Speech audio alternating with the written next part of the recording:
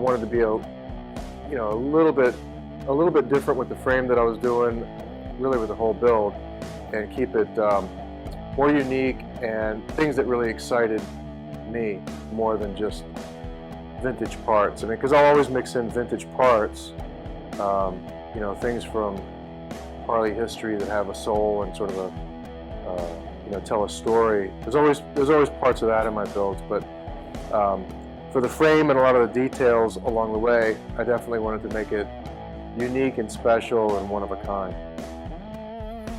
One of the main things that I wanted to try to do with this build was use parts that I already had around the shop.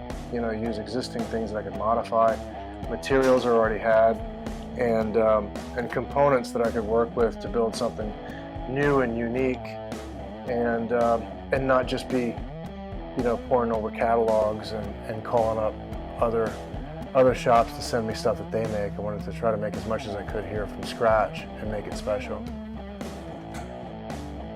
And speaking of the front end, I'm definitely running a steering damper, which I've always run, and going back a lot of years to when I used to ride with Larry, and we would ride doing stunts and standing up on the bar on the seat, and standing up on the gas tank and all that kind of surfing the bike. The steering damper really comes into play when you've got a shallow rake, like a 30 to 32 degree rake, and for high-speed stability. So I always run a steering damper for high-speed stability on a shallow rake motorcycle. And when you're building bikes around New York City, you need to have a shallow rake, tight turning radius, and tight maneuverability to get in and out of this traffic. It's race bike technology kind of transferred over into chopper building, and it's something that Larry used to do for years, and then I picked up from him 20 years ago, and I've done it myself, run a steering damper on my choppers for the past 20 years. And if you get into the stunts, as far as choppers are concerned, you get into standing up on the bike or surfing the bike or anything like that, then that really helps in keeping the front end true, going straight down the road, because you don't want that thing flopping around when you don't have your hands on the bars. Save me first. Second and third.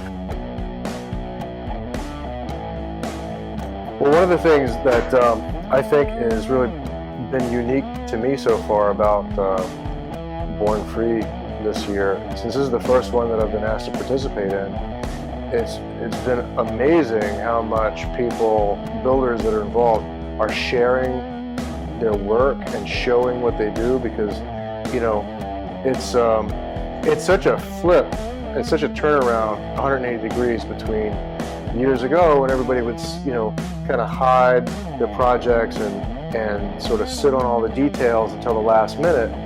But it seems like now, since information and imagery and what somebody is doing behind closed doors tends to be so visible and available anyway, people are just kind of putting it out there.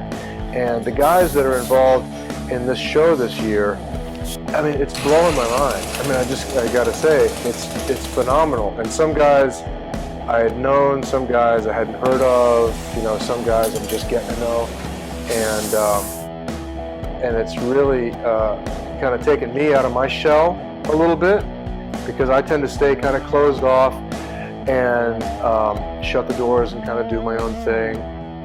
And it's been just amazing. It's blown my mind what people are doing for this event this year.